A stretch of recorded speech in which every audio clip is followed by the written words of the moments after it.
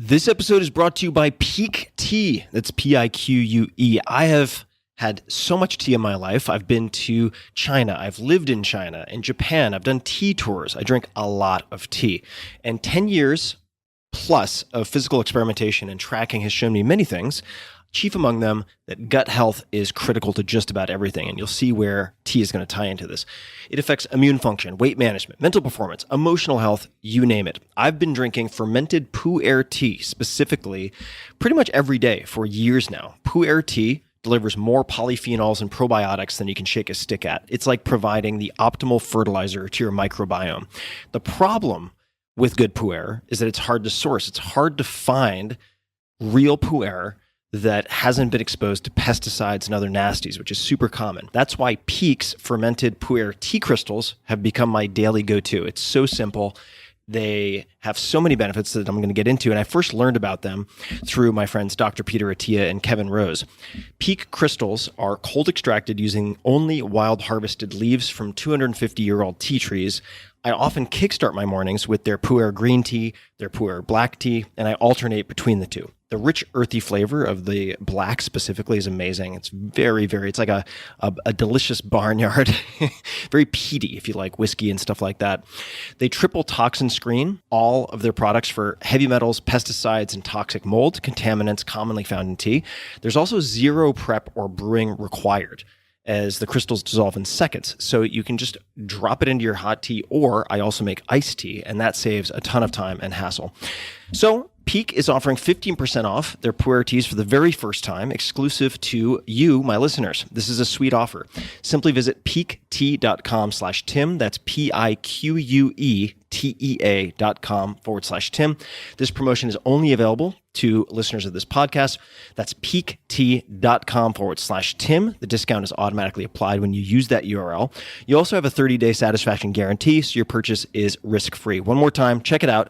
Peak Tea, that's PIQUETEA.com/Tim. This episode is brought to you by You Need a Budget. What is You Need a Budget? You Need a Budget is a cult favorite budgeting app for a reason.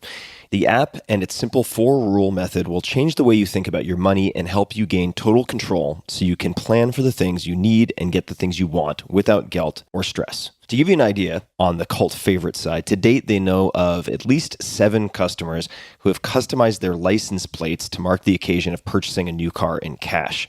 And these fans do this by including YNAB, You Need a Budget, on their license plates. So people love this app. You Need a Budget has helped millions of people transform their finances, save their marriages, and live life on their own terms. I even asked Pete Adney, who's been on the podcast, best known as Mr. Money Mustache, super popular episode, what he thought, and he's a big fan of the founder and what they're doing. You Need a Budget's simple 4-rule method will actually teach you how to manage your money. You will learn a new way of thinking, new habits, and new behaviors that will help you get out of debt, break the paycheck-to-paycheck cycle, and build wealth faster. The You Need a Budget team is committed to your success. They offer free live classes every day of the week, video courses, boot camps, challenges, and active fan groups in every corner of the internet. If you want to learn, they can teach you. On average, new budgeters save more than $600 by month 2 and $6,000 in their first year. So try the app free for 34 days, no credit card required, at youneedabudget.com/Tim, spelled as you would expect in proper English. Try You Need a Budget free for 34 days, no credit card required, at youneedabudget.com/Tim. And just to explain 34 days, that's because most people reconcile at the end of the month or 30-day period, so having a couple of days of cushion helps folks out. So 34 days with no credit card required at youneedabudget.com/Tim. Optimal minimal. At this altitude, I can run flat out for a half mile before my hands start shaking. Can I ask you a personal question? Now would seem an appropriate time. What if I did the opposite? I'm a cybernetic organism, living tissue over metal endoskeleton. Ferriss Show.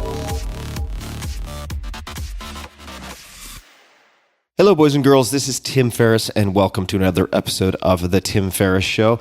My guest today is Henry Shukman. Shukman. You can find him on Instagram at Mountain Cloud Zen Center. Henry teaches mindfulness and awakening practices to a wide range of students from all traditions and walks of life. Henry is an appointed teacher in the Sanbo Zen lineage and is the guiding teacher of Mountain Cloud Zen Center. He was introduced to me by my very close friend, Kevin Rose. That is how this came to be. He has an MA from Cambridge and an MLitt from St. Andrews, and has written several award-winning books of poetry and fiction. His essays have been published in the New York Times, Outside, and Tricycle, and his poems have been published in the New Republic, Guardian, Sunday Times, that's in the UK, and the London Review of Books. Henry has taught meditation at Google, Harvard Business School, UBS, Esalen Institute, Colorado College, United World College, and many other venues. He has written of his own journey in his latest book, One Blade of Grass, subtitle Finding the Old Road of the Heart, a Zen Memoir. And that book was gifted to me by the aforementioned Kevin Rose, affectionately known as Kev on this podcast very often. The website is mountaincloud.org. You can find both Henry and Mountain Cloud Zen Center on Instagram at Mountain Cloud Zen Center, facebook.com/MTN Cloud Zen, and you can find Henry on LinkedIn, linkedin.com/IN/Henry-Shukman, Shukman. Henry, welcome to the show. Well, thanks so much for having me. Really, truly honored and humbled to be with you.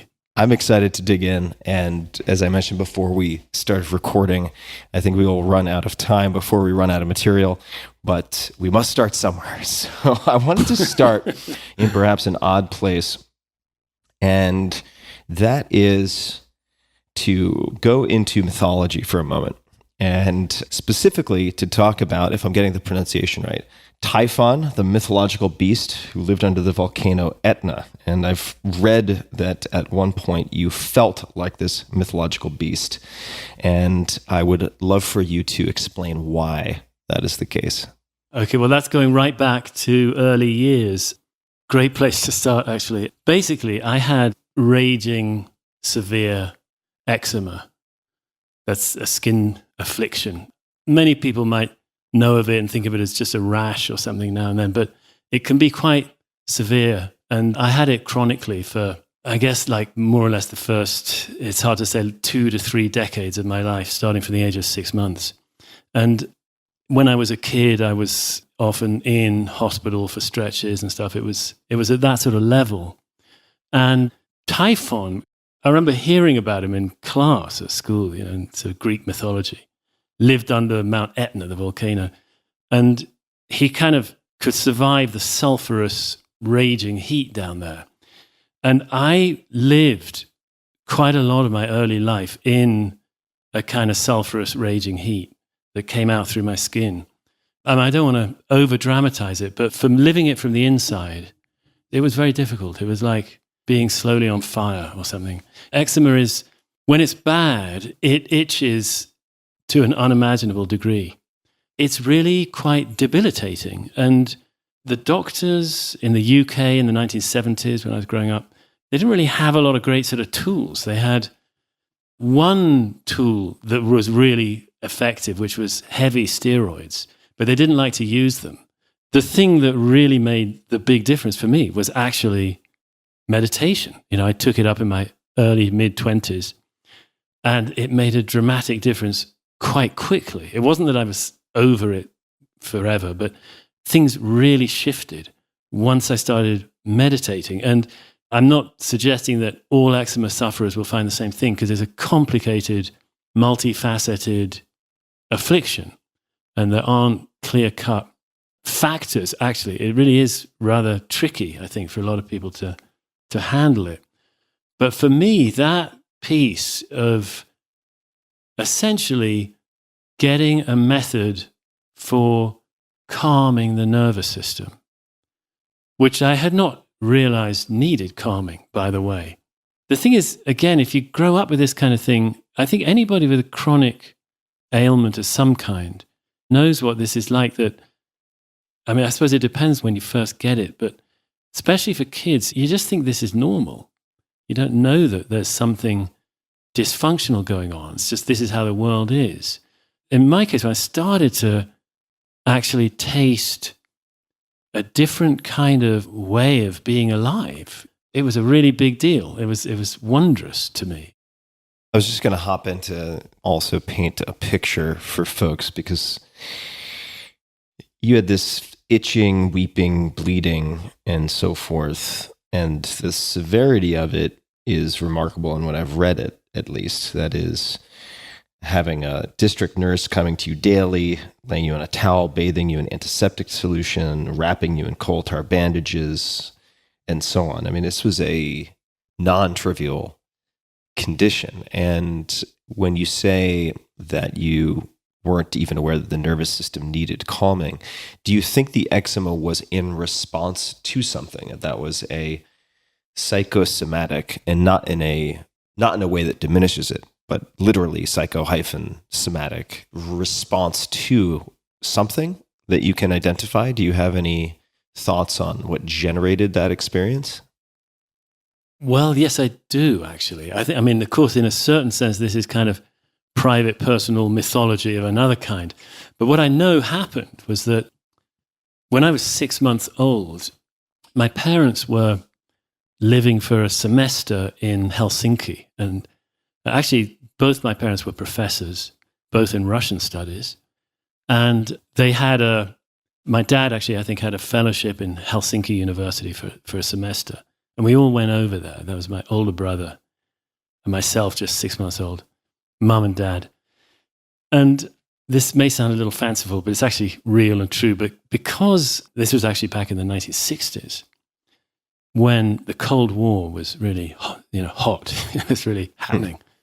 At that time, basically anybody who could speak Russian in Britain was likely to be in some way or other approached and used by the intelligence community.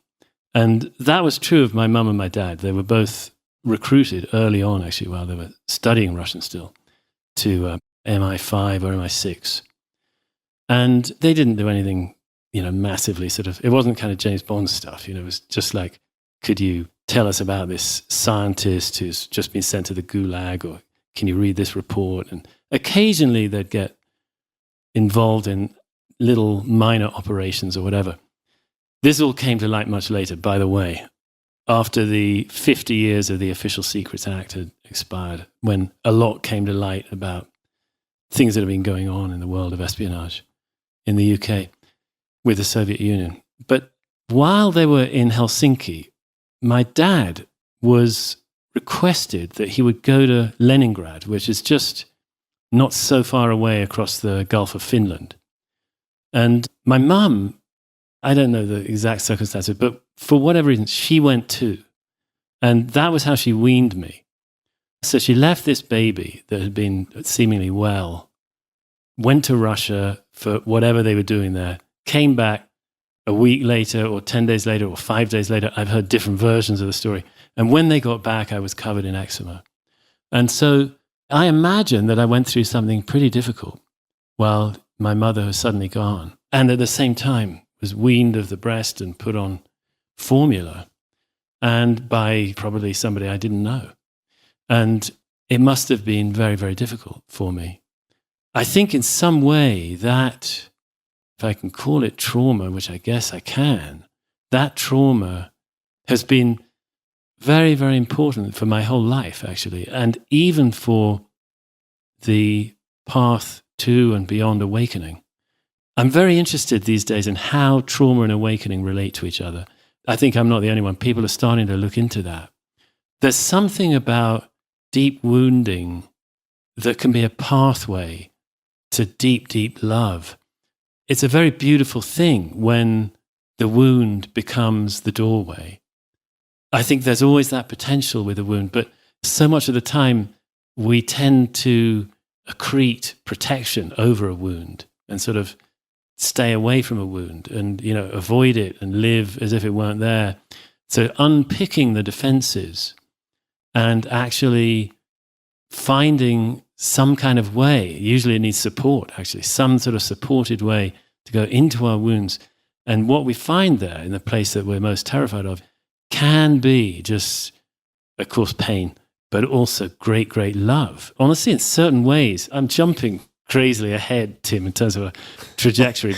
But to me, there's something just amazing at how deep, deep wound and deep, deep awakening, they've got things in common that I find mind-blowing and really, really beautiful. And I think there's a blessing in going into our wounds. And maybe to a lot of people this sounds crazy, but I really think often the thing that we fear most, the thing that seems most what we don't want, can turn out to be the great opening for us. What type of meditation did you start with? What was your first entree to meditation, which helped you to calm your nervous system and begin to resolve the eczema? That was TM, Transcendental Meditation, in the sort of late 80s, by then in London. That was the most sort of conspicuous game in town if you wanted to meditate. Yeah. Mm-hmm. They still had this kind of cachet in England because the Beatles had done it. For sure. They went out to Rishikesh or whatever it was and hung out with Maharishi Mahesh Yogi. And so there was this sort of endorsement that somehow TM wasn't sort of too weird. It's kind of weird, but not so weird. And actually their tagline was life tool for the busy. So, that's great. I've never heard that. So they kind of undercut any worry that you might be sort of checking out from life and going into some weird cult. This was going to help your career. That's how all the best cults get you. I still practice TM at points, so I'm not casting aspersions. I'm mostly just poking fun. Let me come back to a term you used, because I want to keep track of definitions for people who are new to all of what we're talking about. And I'm going to be new to a lot of what we're talking about. You mentioned the term awakening. What does that mean here? How should we define it for people listening? I could give a really dry definition, or I could give an account, or I could do both. Let's do both. In whichever order you like. Okay, let's do dry first. I think this will be quite short. The sort of working definition for me, and I think many others in this field, would be to awaken is to see that the sense of self, the me that I have taken myself to be for as long as I can remember, has been a kind of genie. It's been a kind of mirage that constructed itself and then believed in itself. Now, this is not in any way to sort of diminish. I want to get to this later. That, really the whole world of sort of healing the self is dear to my heart and very, very important. I don't go along with people who trash the self, say, forget it, self is just a delusion. You hear that in spiritual circles. Self is just a delusion. And it may sound like I'm saying that right now. In one level it is, and in another level we must take it seriously. That's how I take it. So to awaken is actually to see that the sense of self, the sense of me, has not been what I've taken it to be all along.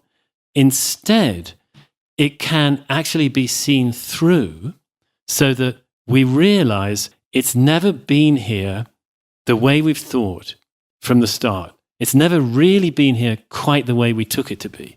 That's one side of awakening. The other crucial component here is that when that happens, when we see through the sense of me as a separate being, all the rest of the world is out there, I'm in here, when that is gone, we discover that we belong in an utterly wonderful way to and with everything.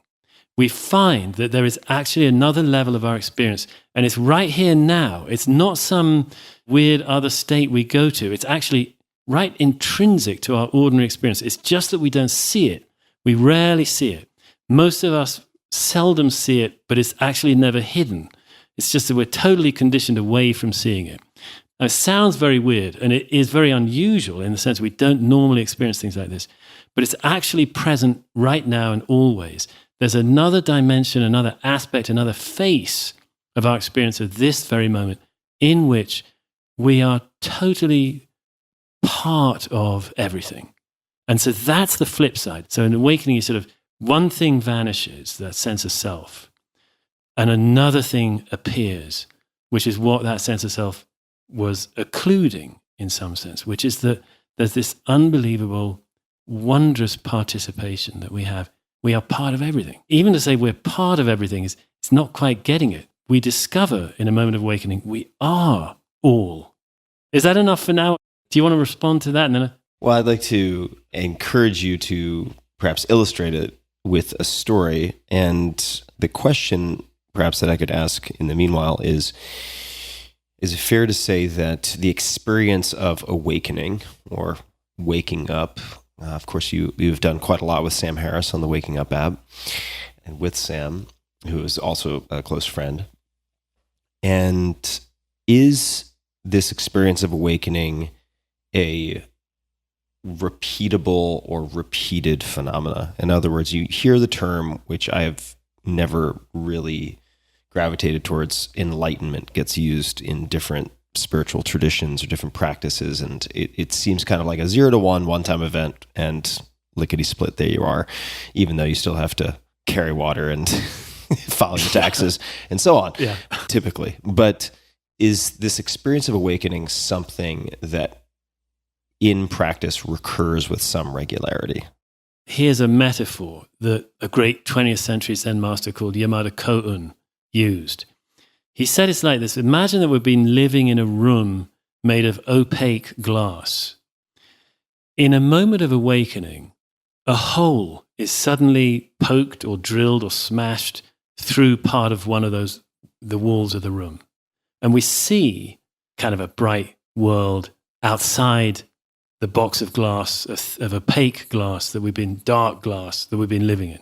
Suddenly we see, oh my God, there's a world out there that's really so different.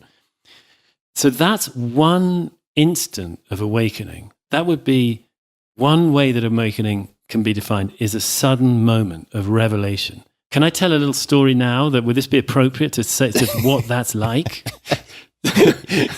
You're very British, my friend. Yes, it would be entirely appropriate. Please continue. I love it. I wish I had your accent. My God, people would think give me a bonus 20 IQ points. I would love that. But please continue. Yes, this would be a great time. Perfect time for a story. We got 2 hours here, so the IQ level will tank, I'm sure, as we go.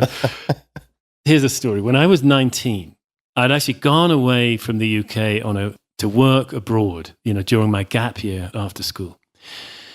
I went to Argentina and then I backpacked through Bolivia with a friend. And while I was doing that, I wrote my first book, actually, and then in Peru. And toward the end of the journey, having written this book, and 19, I'd always wanted to be a writer, a poet, and I was so happy. I'd actually finished this whole book, and I'd worked and earned some money and seen the world. And I've been in a totally different universe from the rainy, academic, library-riddled world I'd grown up in, of books and rain, basically. That was Oxford, I mean, very beautiful, Books and rain and old stone walls. I mean, it was marvelous and poetic and lovely and all the rest of it. To go to Bolivia, 13,000-foot plateau with people living just utterly different kinds of lives, just so different. And to be able to travel, this was, again, back in the 80s, traveling in the backs of trucks everywhere, just trundling through this immense landscape and this ultra clear air and sky, and with my best friend who was a photographer, and I'm writing and he's taking photographs, and we're going to make a book together. And actually we did. A few years later it came out. It was the opposite of the life I'd known, so constricted. And on that journey, actually, before going, I'd managed to persuade my doctor to actually give me a tube of steroid cream, because I didn't want to be 5,000 miles away with a raging eczema flare-up. He gave me that, and I hardly ever used it. Somehow, in the new climate, in a totally different dietary system, whatever, I don't know what, and this feeling of being free and out from under a heavy cloud, and not having realized I'd been living under such a heavy cloud all those years, somehow that was the first taste, actually, for me, that eczema might clear up. So I'm just painting the picture a little bit. Eczema gone. My skin was normal. It was. Can you imagine, after all those years, to see that I had this beautiful brownish, I'm sort of part Jewish, Sephardic, a bit brown, beautiful skin, smooth, and not a blemish on it, not an itch, and not a hurt. It was amazing to be healed like that. And I was writing this book, and there was a certain point towards the end of the trip where I holed up in a little hostel in a room, 50 cents a night or something, and just drank Coca-Cola, pints of coffee, smoked Winston cigarettes, and wrote about 80 pages of this book. What was the book about? It was about this journey, this very journey, you know, and it was called Sons of the Moon, and it was very exciting, you know, it got published in London and New York, and I was still pretty young, and it was very thrilling. Having done the book, having healed the skin, towards the end of the trip, I was alone on a beach on the Pacific Ocean late one afternoon. And the beach was deserted. And I was just watching this desert coast up there. Almost, I was going to say featureless. That's not quite right, but just kind of barren, stark coastline. And there's this sun getting close to the horizon. Nobody around. A little boat anchored offshore.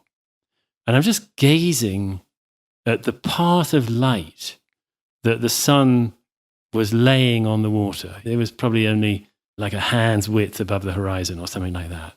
That beautiful, scintillating path of light that leads out to the horizon that you get on the ocean. And I noticed that this boat had disappeared. I knew it was there, but it had disappeared. And then suddenly I saw it. It was just a silhouette inside the path of light. And it was there as a sort of black silhouette, and then it disappeared again in the sparkling light. And it just struck me as extraordinarily beautiful. I don't know why, but that image of a boat being there and then not being there and being there again, kind of like a stain on the retina when you've looked at a bright light. That was what it was like to me, sort of in reverse. It came, it went, it came, it went. It was overwhelmingly beautiful. I don't know what more to say than that. But as this sense of its great beauty welled up in me and filled my heart, actually, with a great sense of love, suddenly something utterly unprecedented for me, unexpected, unknown, weird happened to me, which was that the scene I was looking at wasn't outside me, and I wasn't outside it. We became one. It's a glib way to put it, actually. When I say it now, we became one, it doesn't convey what it was really like. It was utter beauty. It was like being swallowed up by beauty and becoming home, coming home in a way that I didn't know I hadn't been home, if you know what I mean. Anyway, I'll just finish the experience. It was like becoming part of the world. Instead of being an isolated entity stalking the earth, upright on the earth, separate from it, moving through it as a sort of bubble almost, like it's got this membrane around it called skin. And that skin separates the entity from the world. Instead, it's like the skin was gone, the separation was gone, there was just one reality, one kind of dream, one kind of movie, and that's what I was. And it was like finding I belonged to a degree that was inconceivable, because I didn't just belong, I was actually part of the very sort of fabric of everything. That's what happened. And in the midst of that, I don't know if I'm going too fast, too deep, too weird, but I'll just carry on. That should be the tagline of my podcast. Please continue. Okay. Basically, in the midst of it, there was a sort of moment also where it was mind-blowing because all space had disappeared. There was no distance anywhere. It was like, I felt like my nose was pressing against the end of time. My nose was touching the furthest reaches of the universe because it was all just here. It was one reality without space, without time. It was just utterly mind-blowing. I'm describing a moment of awakening. So how long did it last? I don't really know, but not very long. Somewhere between 5 seconds and 5 minutes, I'm guessing. Then there was kind of like knowing I was a human being on a beach again, taking a step, and how extraordinary it was just to take a step, how marvelous to be able to do such a thing as sort of be a body and take a step. Everything seemed sort of new. It was like a new world. And it was so, so beautiful. My heart was just, it felt like a flame was burning in my heart. I know it sounds a little bit like the old eczema trouble, but actually it was a beautiful, beautiful thing. It was just a flame of love burning in my heart. I knew that I had found the answer, but I hadn't even been asking a question. I'd had no interest at all in spirituality, definitely not religion. I was very atheist, or just totally atheist. I was kind of still am, actually, but that's another matter. I had no interest in whatever that experience might have been. It wasn't in my worldview at all. And I think because I had no preconceptions at all about whatever that kind of experience might have been, none at all, I was able to just go with it like a complete ingenue. I just totally naive. I just was, what's this? Whoa, and what's this? As it sort of got deeper and weirder. I just went with it, and it was so beautiful that I sort of trusted it. And then, kind of in a sense, I was back in a known world.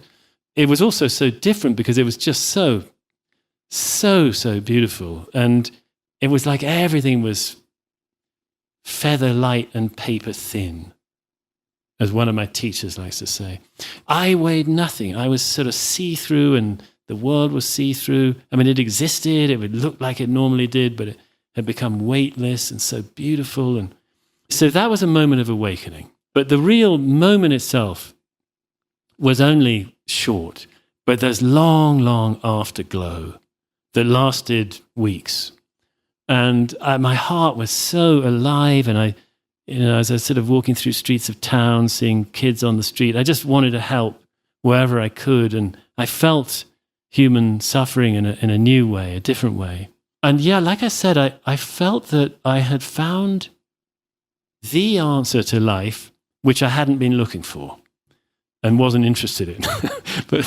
but now it was like I knew I could die and my life had been fulfilled. It wouldn't matter what else happened to me. So if I could pause for a moment, I have a number of questions, and I'm going to act as a stand-in for some of the audience here with one. Yeah, please. Were you entirely sober for that experience, or was it enhanced in any way? Stone cold sober. Okay. I'd never had anything stronger than sort of a beer, virtually. You have not? Then I hadn't. Okay, all right. I have some follow-up questions. Yeah, I mean, a few years later, actually, I dropped acid, and it was meaningless. It was so shallow compared to what it didn't come close to what I'd experienced. Yeah. Interesting. All right, we'll have more follow-ups on that theme. But the next question is, in retrospect, now as someone who studies, I suppose, the phenomenon of this experience of awakening, this type of awakening, what do you think were the ingredients in that encapsulated period of time that led to that spontaneous actualization or realization of feeling as you did? I've wondered that myself at times. I could say the most immediate probably was the fact that I was really closely studying what I was looking at and asking questions. As a writer, you mean? Yeah, but I mean, I had been doing that as a writer, exactly. But actually, in the very moment, I was staring at this phenomenon of the very bright light on the water, this boat sort of appearing and disappearing in the light. I was asking myself, I know the physics of this, basically. There's water, which is transparent. There's air, which is transparent. There's the surface where these two things are meeting. And there's light landing on that surface. That's what's going on. Why does it look the way it looks? Was kind of my question. Because the surface, I noticed that it was so dazzlingly bright, but it was really composed of these bright scales that were shifting over the surface. And where a scale was, it was super bright. But when the scales slid off, it was actually super dark. So it was this mix of black and white. And I was just looking at it very closely. And I think one ingredient was scrutiny. I was really studying what I was looking at. And this was, as you mentioned, it was on the back of several months of considering, to the best of my ability, deeply what I was seeing as I'd been traveling. And, also when working, because it was also novel. So that was another factor. I suspect also, this is maybe a little bit weirder, but the eczema, years of eczema, of having to somehow sit with or lie with or be with quite intense discomfort that wasn't going to go away. I suspected it had done something to my consciousness as a kind of training of some kind. I mean, it wasn't one I'd wish on anybody, and I certainly didn't appreciate it for this, but I think it probably had somehow taught me, very, very unwillingly, some kind of tolerance. And I suspect that I could only find that tolerance when I sort of shifted gear in my mind in some way. There were certain times when that was quite vivid. There were times with the eczema, especially sort of lying in bed itching at night, when I would really go into a different state of mind that was very alert, very present, very attentive, and blissful and peaceful. And I'd feel like I was in a kind of cocoon, and I could have stayed there forever. Was there something you did consciously? Was there a method to achieving that state, or did it just manifest itself unexpectedly?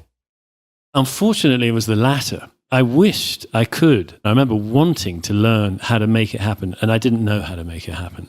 It would just randomly happen. I kind of learned how to let it prolong itself, which was, I found there was a way of being with it without holding on to it, if I could put it like that. I noticed that if I wanted it to stay, it would go away. But I could just be with it and not wish it would stay, and it would stay. That was the only level of proficiency, so to speak, I got with it. But I couldn't make it happen. Just a quick thanks to one of our sponsors, and we'll be right back to the show. This episode is brought to you by Allform, from the creators of Helix Sleep. Allform makes premium, customizable sofas and chairs shipped right to your door at a fraction of the cost of traditional stores. So I'm sitting in my living room right now, and it's entirely Allform furniture. I've got 2 chairs, I've got an ottoman, and I have an L-sectional couch. So I am using what I am sharing with you guys. And if getting a sofa without trying it in-store sounds risky, you don't need to worry. Allform sofas are delivered directly to your home with fast, free shipping, and you get 100 days to decide if you want to keep it. That's more than 3 months, and if you don't love it, they'll pick it up for free and give you a full refund. Your sofa frame also has a forever warranty that's literally forever. To find your perfect sofa, check out allform.com/Tim. Allform is offering 20% off all orders to you, my dear listeners, at allform.com/Tim. That's allform, allform.com/Tim. I started getting interested in this form of practice called jhana practice. This is really getting into the weeds, so I won't take long on it. Some people might have heard of this. Many probably won't. It's a particular form of practice from early Buddhism known as dhyana or jhana. How do you spell that? And actually, funny, Jhana, that's the Pali. And dhyana in Sanskrit is Dhyana. And actually, that is the word that became chana in Chinese, or chan, which then became Zen in Japanese. So Zen is connected in some way to this kind of practice. But the jhana practice is this regarded as quite esoteric and sort of tricky, difficult, sort of advanced practice. The first time I got trained to do it, there's 8 different states, by the way. I just went into the first one fairly easily. I couldn't believe it. It was exactly that state I'd been in as a kid. I don't know how this actually all fits together, but I had been doing something in the midst of eczema that had some kind of correlation, very vaguely or in a sort of abstruse connection with meditation. I had somehow, and I don't know whether, could it be that in some way precipitated that experience? I don't know. I don't really know. Could it be that years of living with great discomfort and somehow having to find ways to just endure it or not and just sort of be tormented by it? Could that have been some kind of preparation? Or was it simply that having lived like that a long time and suddenly being well, it was sort of mind-blowing to be well. And in this moment of solitude, in the midst of the sort of mighty forces of the ocean, the sun, the sky, the sand, and alone. I remember actually before it happened, I thought, I could be any man in any century. Because all there was the sea, this boat that was a kind of timeless type of boat shape. It wasn't some modern speedboat or cruiser. I think it was just a simple boat. Could have been the year 1200. And I had a pair of shorts on. I could have been any century, any person. And perhaps in that moment, there was a bit of a loss of identity that paved the way, maybe. What happened after that in the, let's say, the subsequent 12 months? What was was there anything notable that happened after that? Oh my God, yeah, totally. Because I had a sort of blessed few weeks, transfigured world after it. And then I went home. My parents had split up when I was young, and I'd had a very sort of difficult relationship with my dad, feeling very sort of abandoned and just heartbroken at his leaving. Then there was a difficult remarriage. It was very complicated, emotional, domestic arrangement that we all had to live in from when I was about 7 onwards. And it had never been resolved. It had never really been spoken about. It was this awful English middle-class sort of reticence to talk about feelings, and that we were all seized by, possessed by, and us kids, my brother and sister and I, we were caught in this very difficult parental tangle. But somehow the absence of speaking about it led to any sort of understanding that this was a difficult situation. Again, it's the sort of kid thing where I don't know that this isn't normal. This is the way the world is. I've got to learn to live with it. It's me that's at fault if I don't like it, kind of thing. That I think many children, I assume, would feel that way. So I have had this awakening. I'm wide open. My heart is just so full of love and of wonder. And I come home and I walk through the door of my dad's house. Within half an hour, I had a kind of breakdown.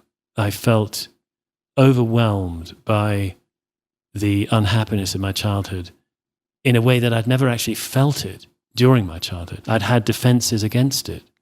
And when I came home, I had no defenses. I was wide open. All the unhappiness that I'd actually experienced during it just kind of tumbled on top of me. And I kind of collapsed. I went into a very sort of closed down and miserable state of mind, actually for several years. I kind of got through it. I somehow sort of limped along very unhappily with the help of alcohol and not very good hash. And not even good hash. Junior varsity hash on top of it all. Books and rain and bad hash. Yeah, exactly. Oh, and some good friends. I mean, although even my friendships have been they're very good friends, but somehow I was so broken that I couldn't even really connect with my old friends. It was a miserable time. It was transcendental meditation that helped me out of all of it. I'm not sure whether that's enough on that misery.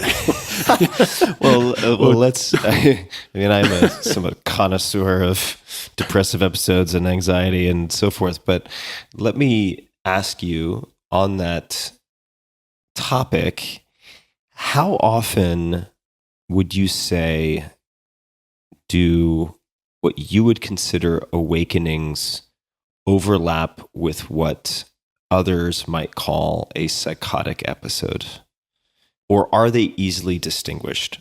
Or would a psychiatrist with a DSM desk reference categorize it as a psychotic episode? And part of the reason I ask is that I've seen people in multiple practices, sometimes breathwork, could be Kundalini, could be any number of things, extended silent retreats, extended fasts. I've seen people have what some or what they might consider breakthroughs. I've observed people, certainly you see this with psychedelics as well, who have had what many would consider breakdowns and have become untethered for some period of time. How do you think about distinguishing those, if you do? First of all, I'm not well versed in Kundalini. And I know that there are powerful experiences that happen in that. I've seen somebody go through something like that during a retreat I was part of. And it was much more about energy and not so much about discovery. I would want to be quite careful in our taxonomy and not just put them all under one heading, awakening experiences. There are different kinds of breakthrough experiences. Actually, there are different kinds of awakening experiences even within Zen. But fundamentally, I don't think they overlap. The way that it could be highly problematic and even, in a sense, could get muddled up with psychosis is really more if the context isn't a very supportive one. But, the fundamental thing discovered in real awakening is that we're part of everything. And that's a blessed, most blessed thing to discover. And yeah, it can be very destabilizing. For me, it wasn't destabilizing. What happened was I went home and had to face the trauma I'd never faced. Right. Because I was now open enough to. In the hands, if I'd had a great therapist at the time, it would have been a golden opportunity because I was open at last. My defenses were gone. I don't actually think that the misery that followed was because of the awakening. I think it was because I had all this unprocessed misery that I had never known how to let myself feel. And suddenly, in that context, I had no choice but to feel it. And actually, in a way, it took years, but I've come to see that that experience of the breakdown, so to speak, was as important in its way as the awakening. Because my whole thing now is a path of awakening and healing, both. And I think one of the hazards of modern Western embrace of Eastern spirituality, which has been fantastic. I mean, how amazing that we're even sitting here having a conversation about something called awakening. And we kind of have enough common ground to have a sense of what that might be, that it's in the zeitgeist now. You're giving me a lot of credit. But please continue. One of the hazards have been this sort of over-enthusiasm about enlightenment and awakening that can leave behind the healing side that has to go on as well. And on the other hand, we had all this deep Freudian therapy and all kinds of therapy now. It's fantastic that we do. But it doesn't really know about awakening and often is very suspicious of it. Thinks, Freud thought it was sort of oceanic and infantile regression. Many therapists, when they write about enlightenment and awakening, they try to bring it into their worldview, and it doesn't fit in their worldview because it's a totally different register of experience. So, my whole thing now is like, let's get clear. There are these different dimensions of experience that human beings can go through, and they're not all on the same sort of level. They're all in our heart. They're all sort of what we're capable of, what we can experience. They sort of shouldn't tread on each other's toes. It's kind of how I feel about it now. For example, deep, profound, non-dual awakening is a fantastic thing. Somatic release of trauma through deep somatic therapy, that's a fantastic thing. Working with, I don't know too much about it, but I've done, actually, we can get onto it. I've done ayahuasca, which was, so I've got a little bit of a sense of plant medicine for healing. That's fantastic. And there's different levels of experience. There's different levels of healing. I would say awakening is a kind of most profound healing, but it's not on the same level as the trauma that I needed to heal from my childhood. It was a more universal kind of discovery of what a human being is, any human being, what human consciousness, what human awareness is. It was a discovery about that, about what this life is, that it's not really on the same level as the psychological healing I also needed. It happened to open that up, and it took me a few years to find ways to do the healing or begin the long healing that was needed on that level. But on the level of awakening, I was still somehow fully healed in the awakening experience. This is one of the weird things about it, is that God, I'm still worried that I'm going off the deep end. Well, let me. Soon. Yeah. Well, deep end. We're just getting warmed up. We're still in the kiddie pool. We're gonna go to some very strange places. So before we do, I want to mention a few things and to maybe provide a bit of a teaser for folks also. So there's certain terms that I still have an aversion to, rightly or wrongly, like enlightenment. Awakening, I can get on board with for a number of reasons. So we won't dwell on that right now, but I do find it could be helpful to add a bit of color in a few areas for folks who are listening. So, and hopefully I'm not stealing thunder here. I just want to mention a few things. And then if I could ask one very crass question, which is a total non sequitur, but I have to ask because I'm too curious and I have to scratch that itch. So the first thing I want to mention to folks is that, and we can certainly talk more about this, but part of the reason that your teaching and lineage appeals to me, and I've spoken to Kevin about this, is because awakening does not equal checking out, right? You're not requiring that people join a monastic order of ascetics and give up all engagement with the world. And we'll probably come back to this, but one of your, if not your primary teacher, we can talk about this, but Yamada Roshi is CEO of a company with 2,000 employees, wrote the biggest check in its history, or maybe we can get more context there, while leading Mitsubishi Securities. And so for people who don't know, Mitsubishi is like one of the keiretsu, like one of the gigantic monster conglomerates in Japan. It's hard to overstate how big a deal that is. He also continues his own Zen training and trains around 75 Zen teachers worldwide, right? So you can be of this world while still developing these tools or utilizing these tools in the toolkit. So I just wanted to underscore that, just so it doesn't seem as though we're kind of frolicking in a bath of esoteric sciences that don't apply to people who still want to engage with the world. I also want to paint a picture, because there's no way we're going to get to it all, but I want to paint a picture of your bizarre and incredible life story. I just want to give a couple of samples. So as a young man, you worked as a professional trombonist, playing in calypso and salsa bands all over the place. Hitchhiked across the Sahara as a young man. And I don't think we're going to get to the Egyptian doctor. I wanted to ask you about that, but might not have time. This is the part where I have a crass question. It might be because I don't speak the Queen's English, but you roamed the countryside as a young teen, sleeping out, and were mentored by an old school tramp. That is the term I'm very interested in. Trying to live like an ancient Chinese Chan poet. There are a lot of loose ends here, but I found old school tramp to be very intriguing. Could you just explain that portion of everything I just threw out there, please?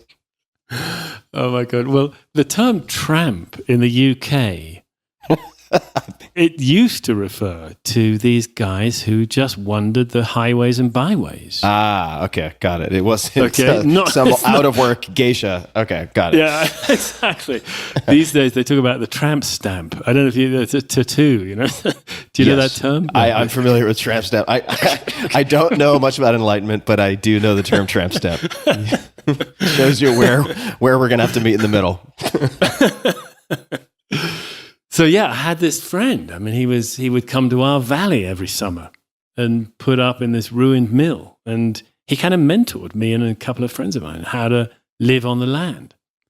When we were 14, 15, and we got into that. We were would-be young poets, and we knew those Chinese poets. We were into them. They were 7th, 8th century Wu Wei, Du Fu, Li Po. Great poets who did a lot of wandering. At least we got that impression. They would wander around the gorges and write poems and drink rice wine. And they were actually a great inspiration for the beats as well. You know, Kerouac and Ginsberg and so on. Gary Snyder. They got into these poets. They got into Zen, because those poets used to do Zen as well. They would meditate. They would go to monasteries, go to hermitages. Yeah, Salinger, Ginsberg. Right. Mm-hmm. Salinger used a koan in one of his books as an epigraph. Let me zoom out for a minute, and I want to hear the story of how you got to Zen. And you noted, for instance, that at one point TM was all the rage, the sort of hippest game in town. What was it? Life tool for busy people. And they had a great sort of celebrity outreach program, right? They had the Beatles. Yeah, for sure. So even today, of course, they've got, Jerry Seinfeld, Hugh Jackman. They have many, many celebrities engaged who practice TM. And there was a period of time where that was all the rage. And then you have sort of this Yogananda period, right? Steve Jobs, et cetera. Right. Was Zen just sort of the zeitgeist for a period of time, and you became engaged while it was sort of in the slipstream of the zeitgeist? So I'd like to hear that story. And in the process of telling that story, I would love for you to, best you can, define what characterizes the practice of Zen Buddhism, because I have found it very confusing. And part of me thinks that's kind of the point. And I'll give you an example. I was at a retreat at Spirit Rock in Northern California. This is many years ago. And I heard a story from one of the teachers, and she described how she was having a lot of trouble figuring out certain aspects of Zen Buddhism. And at one point she was having breakfast with her teacher, and they were eating in silence. And then suddenly he shouted, "It's not logical, okay?" And so there was this, and it was a teaching moment for her, and she took a lot from that. And when I sort of think of koans and these various things, it seems like almost the point is to bludgeon your rational mind into submission so that you can experience reality past the constructs of concepts and labels and so on. But that's my best guess. Honestly, I don't know what Zen Buddhism or Zen practice is. So that is a huge mouthful. I just kind of foie gras a lot of word salad into the microphone. But the story of how you found Zen and then what in fact Zen is would be very helpful. The story of how I found Zen is I was doing another book that my publisher commissioned me to write. It was about New Mexico. It was about the English writer D.H. Lawrence in New Mexico. And I was 28 at the time. And while I was out here, I made friends with a dear friend of mine, Natalie Goldberg, who's a writer who writes as a Zen-based writer. Writing Down the Bones? Is that? Right, exactly. It's a great book. Yeah, great book. Yeah. And Natalie and I, we hit it off. Actually, she rented me a room in her house in Santa Fe, and it was great entree to living out here that she offered me. But along the way, one evening, she was reading me a bit of this great, famous Zen writer, teacher, poet, Dogen from 13th century Japan. She was reading a bit of Dogen. I didn't understand a word of it. It was just kind of weird nonsense about mountains walking. I just sort of didn't even want to think about it. I couldn't understand it, wasn't interested. Conversation moved on, and I found myself thinking about it. And the next day I was still thinking about it. And the day after I was still thinking about it. And then I remember vividly, I was washing a mug up at the sink in her kitchen, and I suddenly got this thought. Maybe Dogen was speaking from what I had experienced on that beach years ago, 9 years earlier. I've got to say, ever since that beach moment had happened, one of the things that made me so miserable, or one of the ways I made myself very miserable, was by thinking, but oh my God, I discovered this freedom, this beauty, this wonder, this love, this total fulfillment. And look at me now, depressed and miserable and anxious, and eczema has come back, actually, by the way. And why haven't I managed to keep hold of that incredible discovery? Why haven't I managed to live from it? Why haven't I taken a step to sort of somehow revisiting it, whatever the hell it had been? And so by this point, I'd been doing my TM for 4 or 5 years, absolutely religiously, every day, twice a day. It was my lifeline, and it had really been helping. It hadn't really occurred to me that the meditation thing I was doing with them could have anything to do with that moment on the beach. It just hadn't occurred to me. But suddenly I hear this bit of Dogen that makes no sense. Somehow it came to me from the perspective of that moment. It would make sense. I can't exactly explain how I knew it. I just knew it. And I said to Natalie, what's this Zen all about? I want to know more. And she said, well, you don't really know about Zen. You just do it. And I said, well, I want to do it. There and then she phoned up a friend of hers who was a Zen practitioner in town. And the next day I went and met with him, and he taught me how to do Zazen, or Zen meditation, which was beautifully simple. We sat there's this beautiful little zendo that's still here in Santa Fe, actually. Beautiful little zendo, sitting on a black cushion on a black mat, facing the wall, and all you do is breathe. Maybe in a way, that's part of the challenge. There's not a lot to it. With TM, you had this mantra that you use, and it's a lifeline through the practice. And you kind of know, you got some sense that this mantra is doing you some good kind of thing. But with Zen, you just sit there in a posture that is a little bit more prescribed and sort of set up. But actually the posture's got a beautiful, intrinsic, peaceful liveliness in it that I felt the first time this guy set me up in it. I feel, this feels weirdly good. Somehow an aliveness, a different quality of awareness, just switched on. And I felt like I was right in that room in a more vivid way than normal. And then all I had to do was watch the breath and count it in sets of 10. I mean, so simple. And it's not like I had some marvelous enlightenment experience right then, but I did have a sense in that first sit that this was a way of contacting life. This was a way of being alive that brought you in intimate contact with being alive. And that wasn't something I'd ever felt in TM. I'd felt many other marvelous things, but not this is a sort of, if you want to know what life is, this can help you. That was the feeling I got from Zen. Can you remind me of how long that first session was? It wasn't long. It might have been 15 or 20 minutes. I can't remember. But it was enough. What characterized it that led you to feel the way you did about it? Why did you feel that way? I think there may be something in the posture. I think there may have been something in the way this guy taught it to me. He was a very experienced practitioner. It could be, honestly, the fact that I'd done 4 years or 5 years of meditation by then, so I was more open and ripe for another practice than I might otherwise have been. I think there was probably something of a setup from what had happened with this piece of Dogen that I'd been fascinated by, because that had reawakened my curiosity about the beach, that beach experience. What the hell happened then? Might this be a way to revisit that?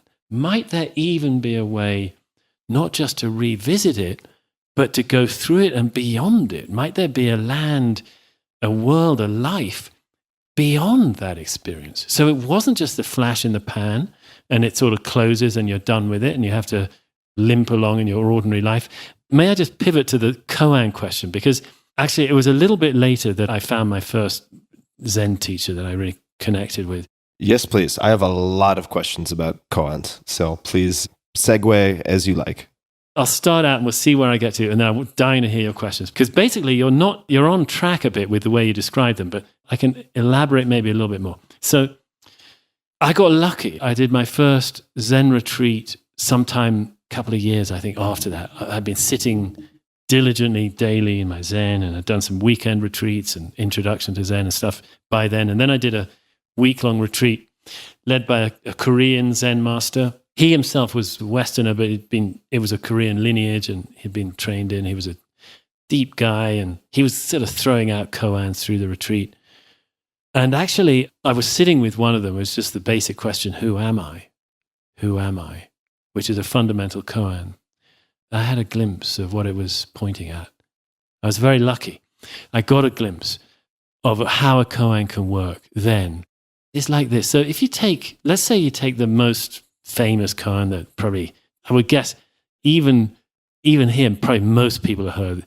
By the way, here's the correct wording. You know the sound of two hands clapping, but what is the sound of one hand? That's the formulation. You could say it like this. You know the sound of two hands clapping, but do you know the sound of one hand?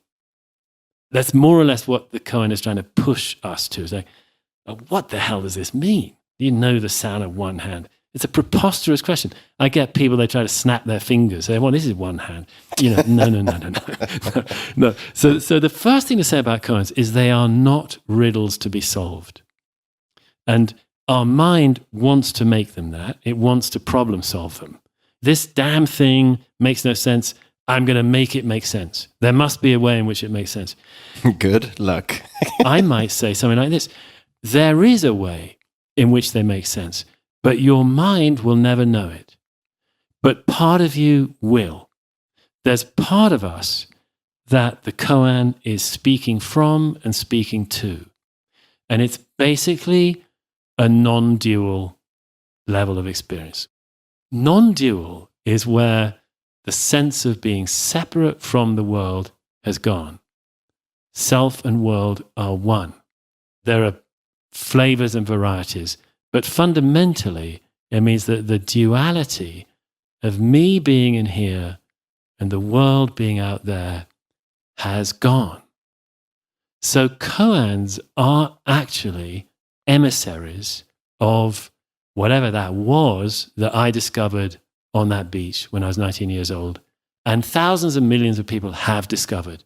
What's beautiful about koans is that they know that that experience is here all the time. They know it's precious beyond belief. They know that it is somehow, in some way, what we humans are built to discover. It's a thing that can transform our life in an utterly wonderful way because they show us something about who we are that we couldn't imagine. And it's so crazy. We're going around living our lives the way we do, all predicated on this basic assumption, which is that I am me in here. And we don't really question it. We're too busy living out the dictates that flow from the assumption that I am what I think I am in here. To study this radical thought, like, well, hold on. If I'm going to build my life on this assumption that there is this me in here and it wants these things and it doesn't want those things, and my happiness depends on having X and not having Y, if I'm going to build my life on that presupposition, shouldn't I at least take a look at the initial assumption? It's really, I think it's equivalent to Galileo and Copernicus going from a geocentric worldview where we're totally convinced the world's flat, the sun, the moon go round us, to, well, actually, wait a minute, maybe not. Lo and behold, we go around the sun. I think we're in the midst of a transformation. Actually, I'm going to be careful what I say. This is going off the deep end. But perhaps in this globalized Western culture where there's so much more interest in awakening these days than 20 years ago, 40 years ago, 60 years ago. It was pretty niche 50 years ago. Now it's people are hearing about it. There is a reality that we can find about who we really are, and there's a lot of neuroscience now backing it up. What we think we are is a construction. And actually the way we think the world is also a construction that follows from that. You mentioned ayahuasca earlier. We're not going to go there yet. I would like to hear more about that at some point. But when I think of your experience at 19 on the beach, that distinguishes you from a lot of people in the sense that you had this spontaneous experience of non-duality. So you knew it was a possibility going into your Zen training, going into these various practices. And I'm wondering if or how common it is for people to get an appetizer or a taste of these non-ordinary states. Although I know that label is not perfect, but let's just for the time being call it a non-ordinary state. Is it common that people have that experience relatively quickly in their practice? Because I could see it being very difficult for someone who has not had the firsthand experience that you had on the beach or something like it to dedicate years with the hope that there is some payoff that they have never tasted or had a glimpse of. And conversely, and I'm not saying that I recommend psychedelics for all people. I don't. I think they are very powerful tools that have some applications for some people, but where they do perhaps represent an unusual tool in the toolkit is that with rare exception, you are guaranteed to see an effect, if that makes any sense, Yes, right? it does. At sufficient dose with the proper plant or compound, if you want to induce the realization that you are not exactly what you believe yourself to be, or at the very least that there are invisible scripts and stories and filters that assemble your current reality, that's a very reliable way to induce that type of realization. So to summarize, is it common that people get some taste of what you are describing relatively early in their practice? Or is it something they have to kind of cross their fingers and hope for long down the road? Honestly, it's a bit of both. And here's a couple of ways to think about it. One is that, if you add a koan into the mix, once somebody's really committed and settled in their daily sitting, it can be a powerful stimulant, powerful fertilizer. Koans are weird. They can actually trigger profound experiences. Who knows when? They really can. So that's on the one side. On the other hand, it's unreliable, and it's certainly not reliable the way that I think safely administered plant medicine may be. But here's the thing, two things actually. One is that what Zen is teaching us about is ordinary consciousness. Right. Yeah. This is why I knew the term non-ordinary consciousness is a tricky one. So please, it's not imperfect phrasing, but please continue. I mean, the wonder of this is that the most profound things we can discover through awakening are here right now. And the process of training with koans is to go, like what I experienced on the beach, that was a beginning experience. A far deeper things happened to me working with koans. That was a gateway that got me onto a path. It took me a long time to find the path and a long time to go down the path. But man, it was a beginning. The things you can discover through these koans that these masters have discovered, and they're sharing with us through the koans, hoping that we'll join them in what they've discovered. It's even more radical and crazy. But the point is, it's here right now. We're making discoveries about our ordinary experience. And this is the wondrous thing about it, that you don't have to have some totally different life. Again, my master, Yamada Roshi, it's not like he has to rein in his Zen mind when he's in a board meeting. There's no need. The boundless reality is right there at the board table, able to do everything the board chair needs to do. That is the wonder. So when whoever this, I think it was Layman Pang, the old master, said, my miracle is that I chop wood and draw water, or whatever it was. I draw water and carry wood. I can't remember. That's my miracle. He means that pouring out the kettle for a cup of tea, if we're awake to the boundless wonder, that's a miracle. It's not like it's a miracle in a way that we'll have to sort of swoon and put the cup down in case we drop it.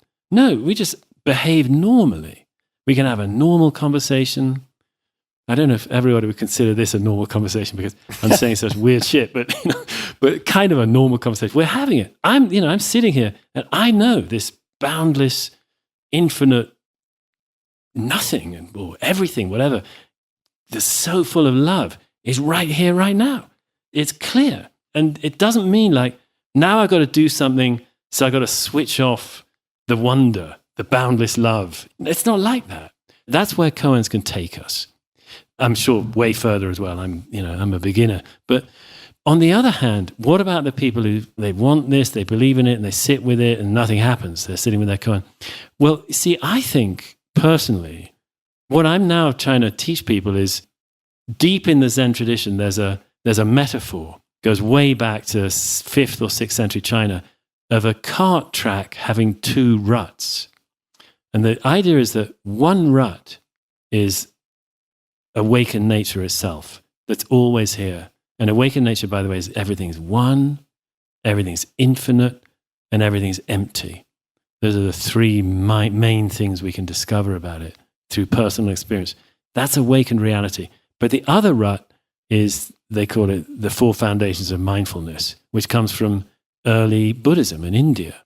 And the 4 foundations of mindfulness are a gradual path of learning to be more present, learning to sit with difficulty, learning to sit with our wounds and pains and gradually release them. And we may need help with that. And you might bring in therapy, you might bring in pharmaceuticals, you might bring in plant medicine or whatever, you might bring in all kinds of stuff to help with that. That's the beginnings of, this is the beginnings of psychological health and well-being, really. Gradually, how practice can help with that. So there's 2 ruts for one track. One rut is awakening, and we could put the koans on that side. The other rut is the gradual path of sort of healing, and that takes us to deeper and deeper states of absorption.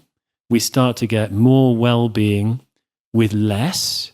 It's generally a path of growth whereby we can be happier with less and less and less until in deep states of absorption, which is growing out of the mindfulness, we're basically happy with basically nothing extra.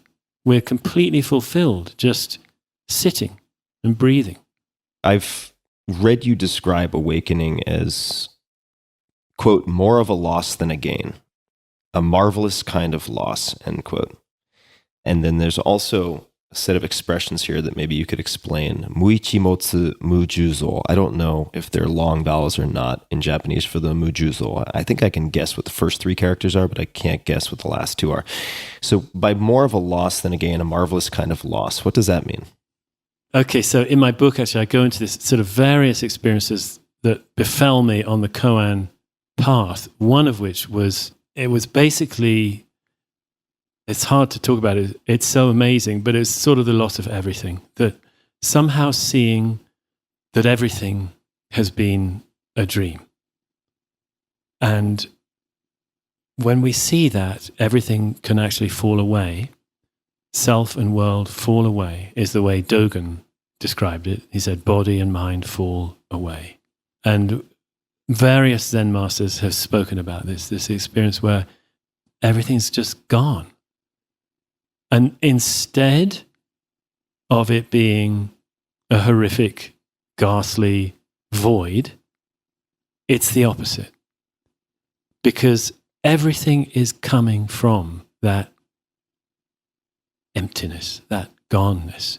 It's generating everything. If we fall away sufficiently, I don't think I've had the great, profound experiences or anything.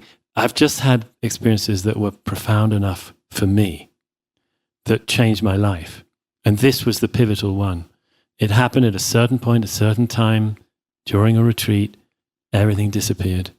And I then discovered, and henceforth, it hasn't gone away, really. I can see everything's being born right now. It's coming out of nothing. And that is the ultimate wonder. So that's very interesting. There was durability to that. There was kind of a before and after. Yes. With respect to that experience. That's very interesting. And I never believed that could happen to me. I was such a troubled soul that I'd done all this practice. I'd even had several kind of, mind-blowing awakenings. And still I was a troubled soul. I didn't think, I suppose I still am a bit of a troubled soul, but I'm a happy one. It's weird. I never thought that I could see my teachers, these amazing patient teachers who are guiding me. I could see these people, they've sort of done it. Whatever it is that can be done, they're the kind of person that could do it. Not me, no way. And then it just happened. This thing just happened. And it was a fulcrum in a lifetime. And I believe that all of us can go through this. That's why I'm a teacher, because I want to share this. But here's the thing. I don't think we should sit around in misery waiting for this kind of thing to happen. So this 2-rut track idea is really important to me, actually. And I've got this new program called Original Love. The Zen awakening is often called seeing original nature. And original nature is what I was saying. It's one and it's boundless and it's empty. That's the original nature. What it's like when we find it is it's like love. It's like love to find that we're part of everything. It's like love to find that there's nothing no thing is producing everything, generating everything, infinite generosity. That's like love. So in this original love program we got, there's awakening is in it, but so is mindfulness. So is support, deep kinds of support that we can open to that are so crucial. I've done a lot of dream work, archetypal kind of work where figures come and help us and challenge us. And I think that's really vital for our growth. And then the third zone in it is sort of, it's got 4 zones actually, like mindfulness, support, deep support. Third zone is absorption, becoming one with this moment through flow states, absorption states, samadhi as they call it. And then the 4th zone is awakening. So it's not like it's awakening or bust. You know, that's a wrong mindset. That shouldn't be the title of this podcast episode. Please. Well, you can see you've got awakening or bust, not, you know. Not like Borat. Could have some sound bites spliced in.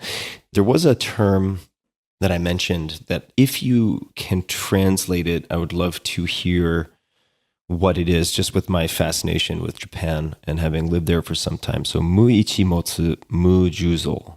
In what context is that used? And what does it mean? By the way, you got a very nice accent. Thank you. Thank you. Yeah.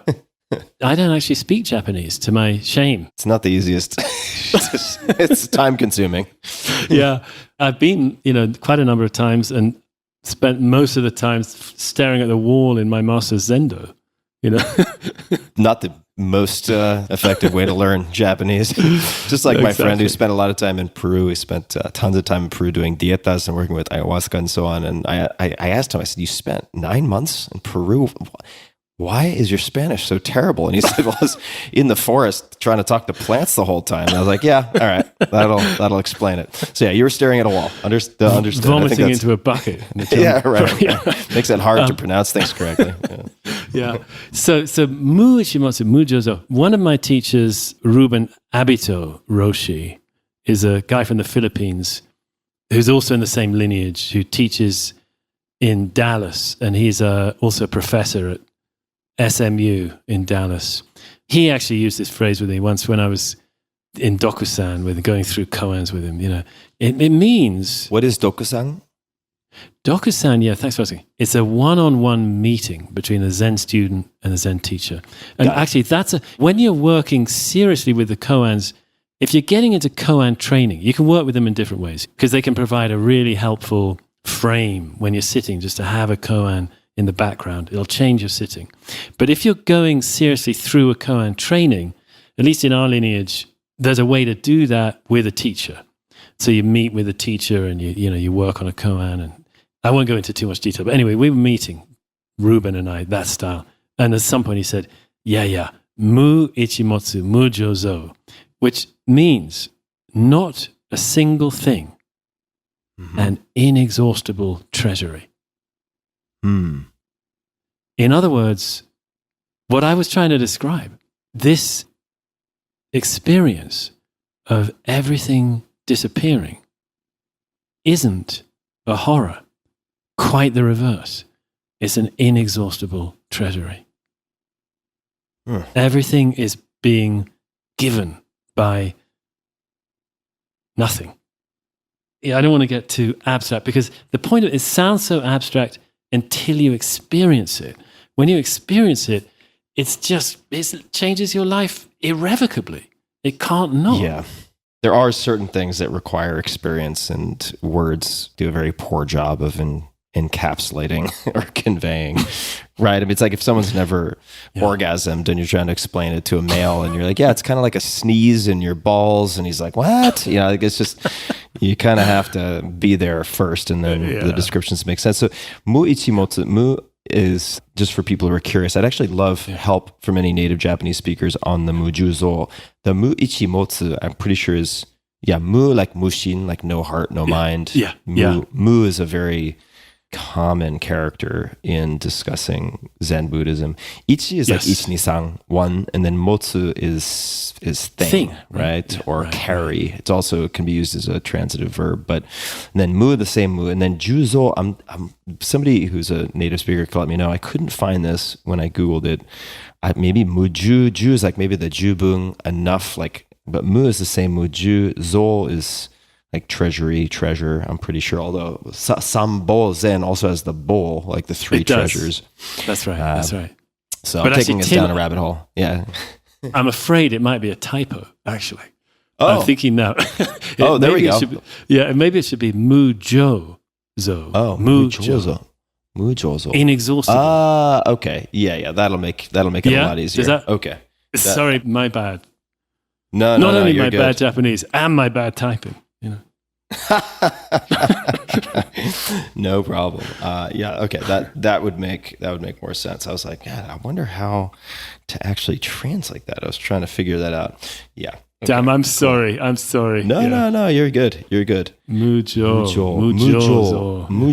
Yeah, like impermanence. Mujo. Jo is like everyday conversation would be like nichijo, like ordinary. Nichi day, nichijo kaiwa would be like everyday conversation. Pretty sure it's the same jo. Yeah, mujo. Okay, got it. So yes, okay. Mujo. Does that work? Yeah. Roger that. I think I got it. Okay. Okay. Cool. I was interrupting to sort of white knuckle this kanji translation. I think you were rescuing me from going over yet another precipice of nonsense. That would also be a good title for the podcast. Over the precipice of nonsense. That could kind of, I don't know, that sounds like maybe a great description of koans, actually.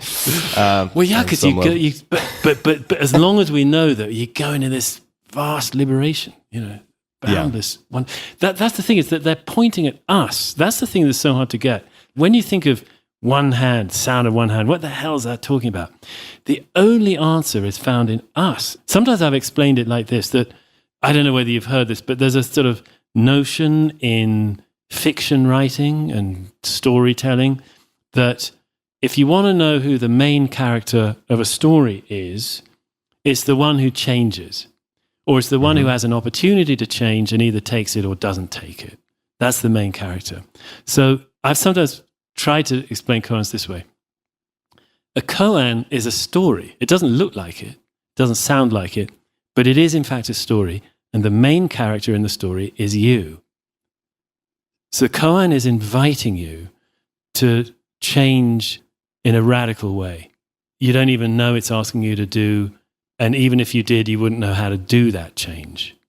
Because it's asking us, you see, the sound of one hand only becomes clear when our sense of self drops away.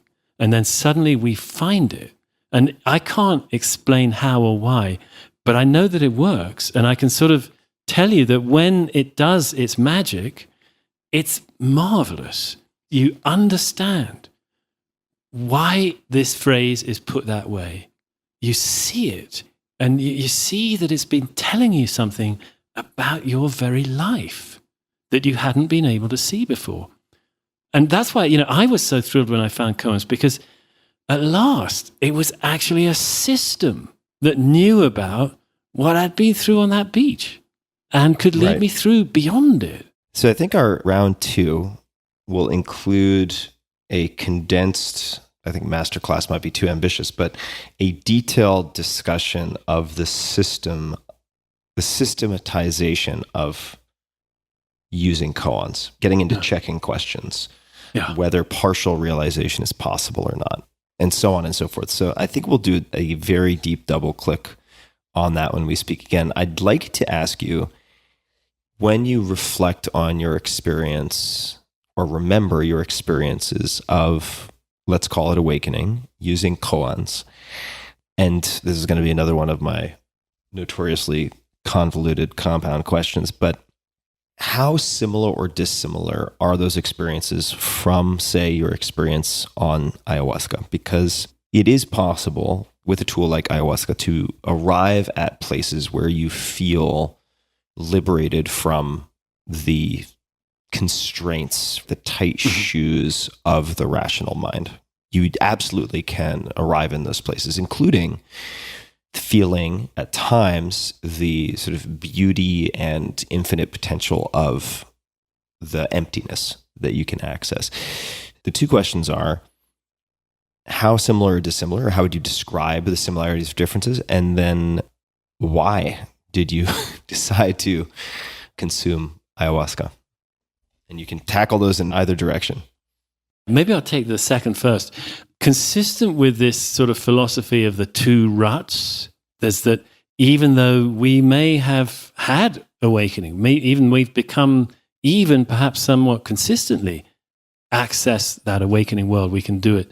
Nevertheless, we're still a fallible, vulnerable, ailing, aging, mortal, suffering human being. What awakening shows us is that the suffering human being is themselves part of the infinite wonder. But nevertheless, you still got the suffering being that needs tending. So this was long ago actually, I guess I was in my mid-30s, I was in my Zen training. I was very unhappy. I'd been working on a book, a novel actually, funnily enough, set in Peru that was sort of revisiting, that my early trip when I was 19. And I'd written, I thought, a really promising start to it. And then I got totally stuck and I just couldn't figure out how to keep going. It was a real, severe writer's block. And I was quite depressed. I was teaching down at a college in the south of New Mexico and just really not happy for various reasons. And I was going out to breakfast with a couple of friends one morning and I just ordered huevos rancheros. And this friend of mine called me who lived in Santa Fe and basically said, Henry, you got to come and do this thing this evening. I did this trip with this Peruvian shaman like a couple of days ago, ayahuasca. I became a panther. It's the most amazing thing. You got to come and do it. But you got to fast. And he's doing another one tonight. And I was literally my huevos arrived and I was cutting the first bite out, hearing his voice on the phone.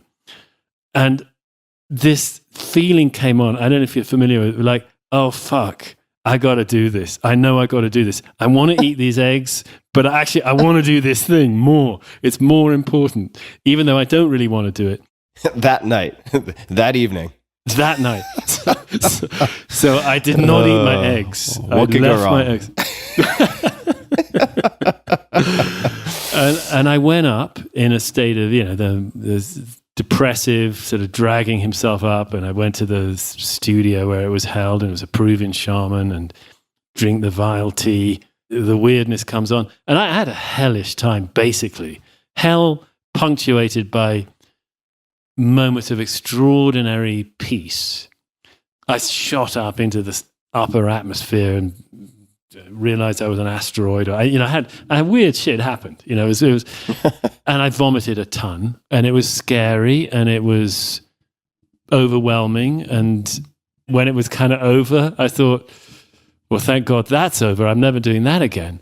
But actually, the next day, I felt like I was sort of a teenager again. It felt like a whole layer of swaddling of some kind had been taken away from me, and I was alive in a younger, fresher way. It was marvelous. And the book I'd been working on just kind of, in my mind, it was like looking at a map that opened out in front of me, that sort of unfolded in front of me. The whole map of the book was right there. And I carried on working on it. And it actually ended up happening and doing rather well, that book. And that was my first taste of ayahuasca. Later, after years of Zen training and really being in a very different place, I just had this friend who was trained in the Peruvian style, and I was just curious to try it again. And I did 3 ayahuasca ceremonies, like on once a month for 3 months. And it was totally different. I didn't have a very powerful time, but it was kind of nice, but I really just basically, I didn't need it to the same extent I had done before. I didn't have a lot to purge. I was quite mellow. I actually helped because I was in a totally different state. How did you help? You rinsing out buckets, holding people's ponytails? In what fashion? A little bit of that, but actually also I sort of at a certain point in that tradition, they talked about grandmother. The plant is grandmother, and you've got to let grandmother come in and do the work she needs to do. So I was doing that in all those 3 times. I was just totally surrendered, and grandmother didn't seem to have a whole lot to do. This wish came up. I said to grandmother, if anybody else needs to purge, let them purge through me. And I don't know, it's just some crazy idea that came up in the midst of the trip, but I had a feeling that there was one person there who did sort of, I don't know why I'm even bringing this up. It was just, I'm just trying to say I was in a totally different space when I did it. Yeah. And so now, but going to the more important matter you're bringing up. No. I'm not going to let that go so easily. So you did end up purging then, in this case? Actually, I think I did once for what I felt was somebody else. Mm-hmm. For what it's worth, that experience, and to be clear, I'm not claiming that this can be proven. I'm not claiming that mechanism is understood if it is real. I'm not saying it isn't just a fabrication of the mind, but the subjective experience of purging for someone else or having someone else purge for you is quite common. Is that right? Yes. Really? It's not surprising to me to hear that. Oh wow, that's nice to have that affirmed, actually. Yeah, for what that's worth. Mm-hmm. But look, now to the matter of deep kinds of experience. Back to our regularly scheduled programming. like awakening on ayahuasca. Normal programming. Right. Yeah. So here's my take on it, which of course is based on my experience.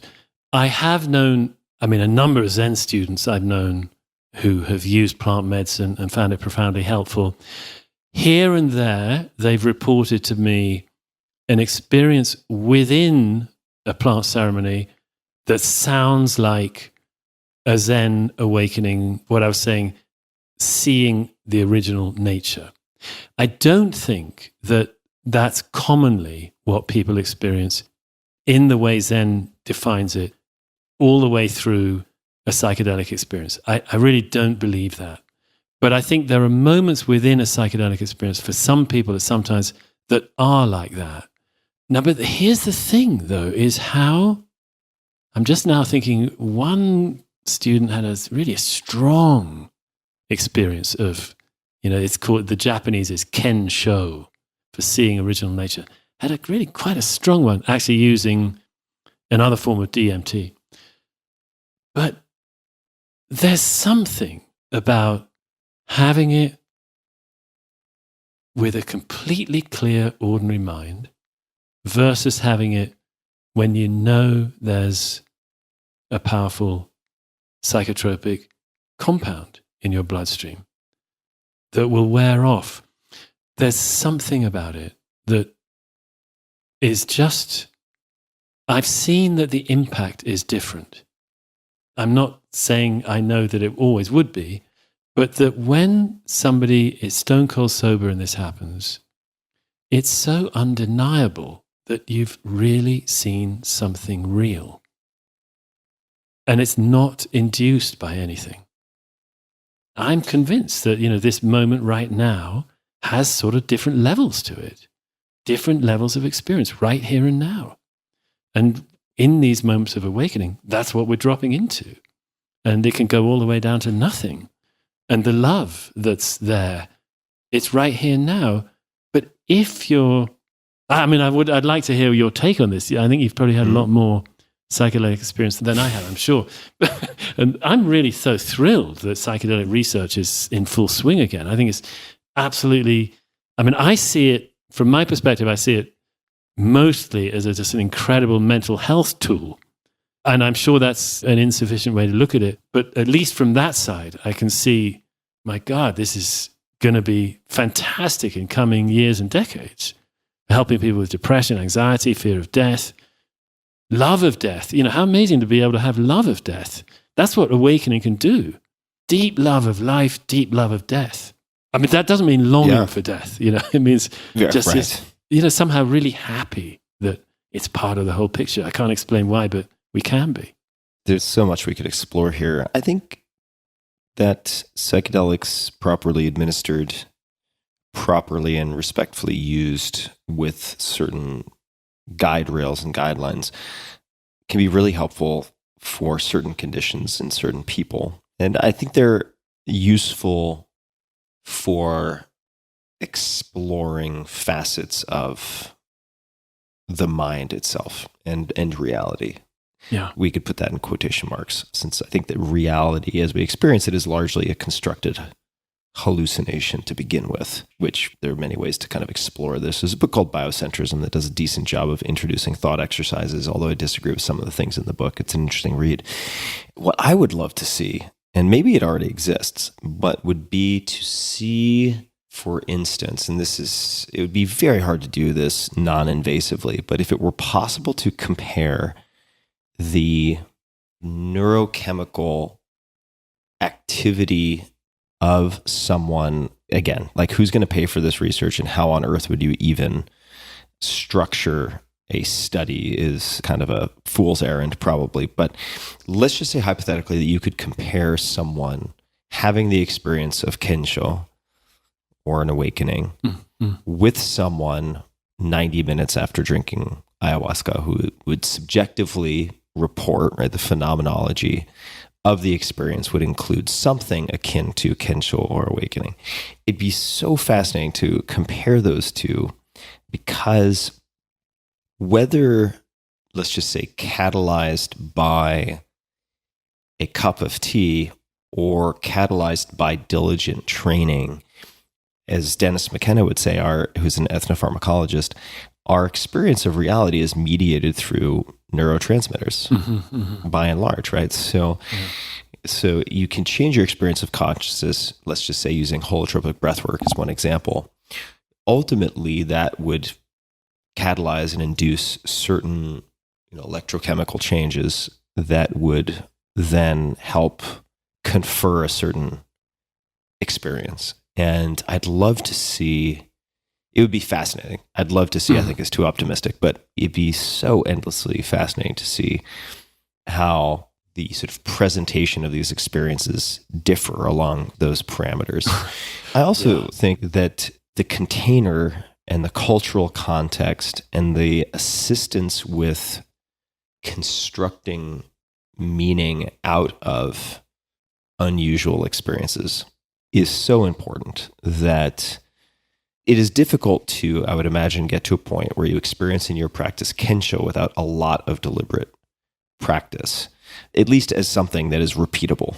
But you could, find a rent-a-shaman on Craigslist and show up as like number 17 in someone's basement and have, some lady who's watched too many Lord of the Rings movies, like smack you on the head with a feather and give you a super big gulp of ayahuasca. And like, you're going to have a very intense, unusual experience, but then what to do with it? And I think it can be I know it can be extremely destabilizing for people. And to that extent, I think the downside risk seems to be much lower when you are practicing within the tradition of, in this case, Zen Buddhism.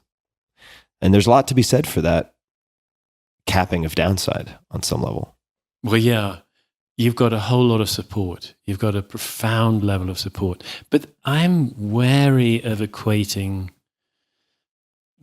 the whole of psychedelic experience with Kensho. I really am. No, I think they're very different. I'm not trying to equate the two. I think that if someone were to, I've never experienced Kensho in the Zen Buddhist sense. There's no way for me to know.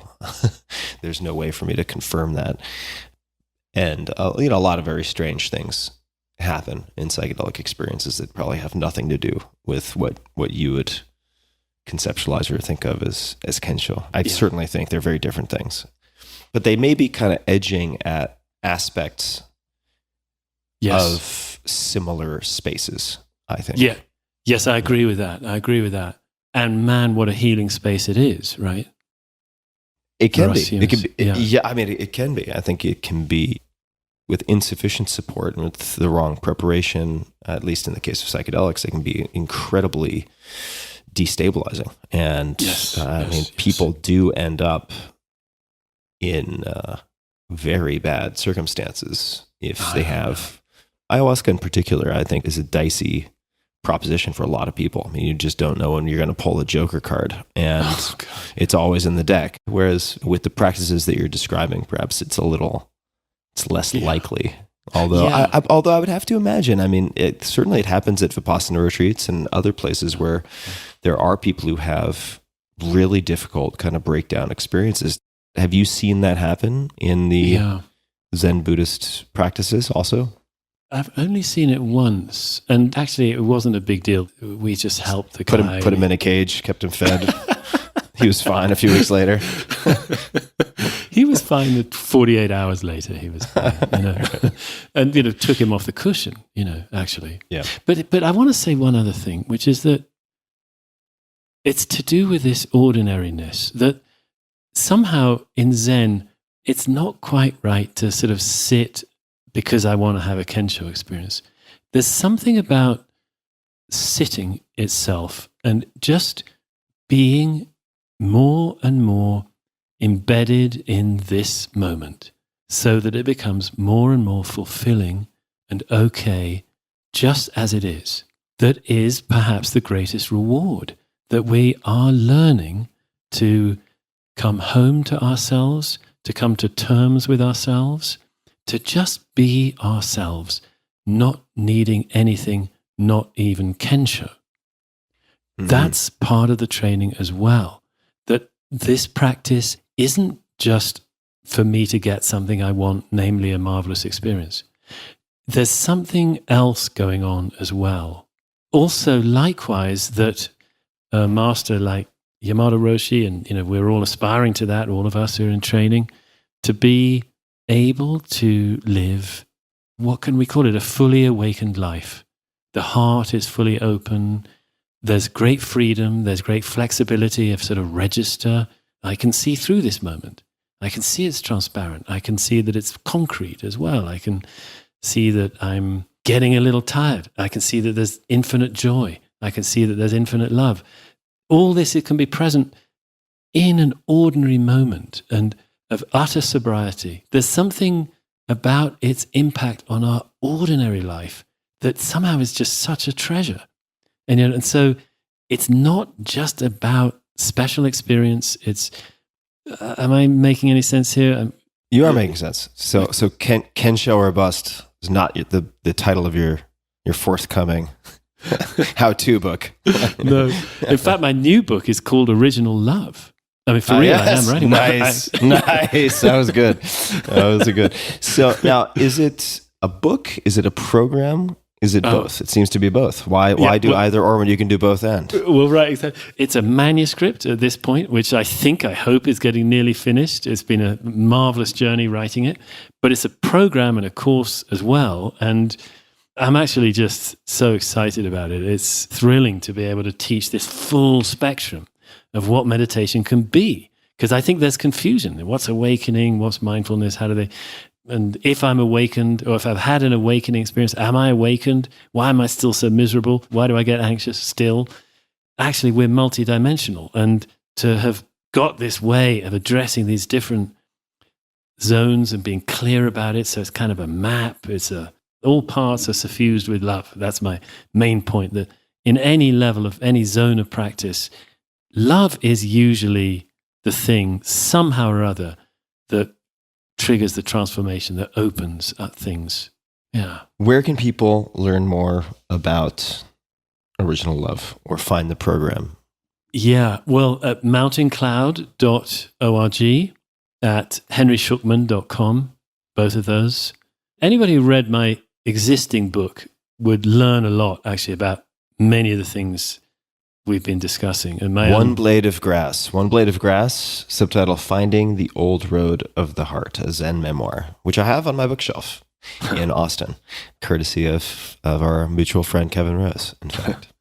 And I definitely recommend people check it out. Your stories are insane. I mean, you have, and I mean that in a sort of Yankee compliment kind of way, keeping in mind it's the same person who thought old-fashioned tramp was something much more sensual. But One Blade of Grass, I definitely recommend people check out One Blade of Grass, and also the program and your website. Just to go to the website, go to mountaincloud.org, go to henryshukman.com, and you will see an assortment of different resources. And that's, I suppose, a good repository, kind of a home base for a lot of the things that we're discussing. Henry, I think we should do a round 2 at some point. If you're still open to it, you can sleep on it and decide if you're willing to put up with this type of stochastic, memento, non-linear conversation a second time. But if you can put up with me again, I'd be thrilled to, Wonderful. Well, I mean, we've covered a good amount of ground. The great news is I don't have to do really any prep for the second conversation because I have 70% of my notes still remaining in front of me untouched. And is there anything else you'd like to share, like to add as closing comments, requests you'd like to make of people listening, suggestion, anything at all that you'd like to add before we wrap up for round 1? I'd like to just acknowledge my deep gratitude to my teachers and to say it can be tricky having a spiritual teacher, a spiritual guide. It's fraught with difficulty. I was very distrustful for a long time myself. Found it very hard to accept a teacher until I finally found somebody I could accept. But it is wonderful if you find people who are really committed to helping others in their practice, but have no power trip of their own. They just want to share the teaching they've received. For those who want to partake of it, there are people like that. It's shark-infested waters, for sure, spirituality. So be careful. But you can find safe, deep teachers. I'm not putting myself forward, by the way. I'm a shallow, I think I'm reasonably, I think I'm safe, but I'm not deep enough. I'm working on it. But you can find people who are. And it's a great gift if you do. So that's one thing I just want to say. And actually, I want to say huge thanks to you, Tim. You took a chance on having this crazy British Zen whatever fool. And it's very nice of you. My pleasure. I mean, Kevin was putting his nuts on the table, so I took it very seriously. I was like, well, look, it's it's on record as Kevin's recommendation in our last recording of the Random Show, and I have great faith in Kevin, and he's a huge fan of yours, and has learned an incredible amount from you, and has taken a lot from the practice over the last year, and I've had front row seats to seeing it. So for people who wonder what the experience might transmit to one's sort of waking reality outside of your personal experience that you've shared, I've seen it in Kevin, and it's been very noticeable from the outside looking in, and he's certainly been very excited for us to have a conversation, and vis-a-vis his excitement, I have been eager to have this conversation, and I've really enjoyed getting to know you a bit, and this will be part 1 of at least 2, so we'll figure out the scheduling at some point soon. I also need to get to New Mexico. I've been meaning to spend more time in New Mexico to visit. There are a number of different places I'd love to explore. And, God, I'd love to show you around to whatever extent you want to be. Yeah. It's like, you got Zen Buddhism, you got Meow Wolf, you've got yeah. all the skiing, you have all sorts of things. Yes. In New Mexico. Can I just jump in? While we're on the subject of Kevin, I just want to say what a marvelous man he is. Incredibly generous, incredibly curious, and so supportive in so many ways. Just a treasure of a guy. And I'm very, very, very happy that I've got to know him. And he's very serious, and he's so serious about his Zen. He really gets it, that it's got great possibilities, and you've got to do it. Actually, it's a great point, because some native Japanese speaker can correct this, but there's an expression, I think it's hiyasu samayasu, which means it or he heats up quickly and cools off quickly. And what that means is that Kevin's life is a vast collection of 2 weak passions. And he is expert in a number of areas, but he gets very, very, very excited about something. And then 2 weeks later, I'm like, oh, how's X going? And he's like, yeah, I'm over that. I'm not doing that anymore. So it is all the more remarkable that he is stuck with Zen practice under your guidance for as long as he has, with the diligence with which he's treated it. It's a very clear, Kevin, don't kill me, but it seems to me to be a very potent anomaly. And that really speaks volumes. So I'm really happy that he's engaged in the practice also. So Henry, thank you for taking the time once again. This has been great. And I'm actually really happy that we covered what we covered and that there's so much left to cover, because why do I do these conversations other than to explore? I get a lot out of them myself. People can find you at Henry Shukman, that's SHUKMAN, henryshukman.com, mountaincloud.org. I'm sure they can find the social and so on those websites. Your memoir is One Blade of Grass. I highly recommend people check it out. They can also find the Original Love program and more info on the websites that I mentioned. We'll link to everything in the show notes at tim.blog/podcast. So if you just search Zen on that page, this episode will pop right up. And what fun. Thank you again for taking the time. Oh man, much gratitude to you. And yeah, I feel the connection. I was hoping I sort of feel it. It's very, very nice. Yeah. You're serious without taking yourself too seriously, which is nice. And I really enjoy this new terrain. I've been interested in Zen for a very long time. I've had very close mentors and friends in Japan who were dedicated Zen practitioners, but it's really something I have very, very little familiarity with. So I'm looking forward to digging deeper, really getting into the nitty-gritty details of koan use, and also the sort of hierarchy and progression within the Zen practice and Zen communities, and many, many more questions. But we'll get to that in round 2.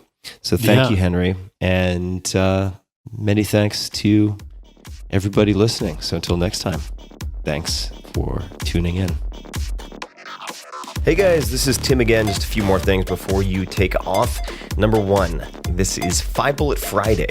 Do you want to get a short email from me? Would you enjoy getting a short email from me every Friday that provides a little morsel of fun before the weekend? And 5 Bullet Friday is a very short email where I share the coolest things I've found or that I've been pondering over the week. That could include favorite new albums that I've discovered. It could include gizmos and gadgets and all sorts of weird shit that I've somehow dug up in the world of the esoteric as I do.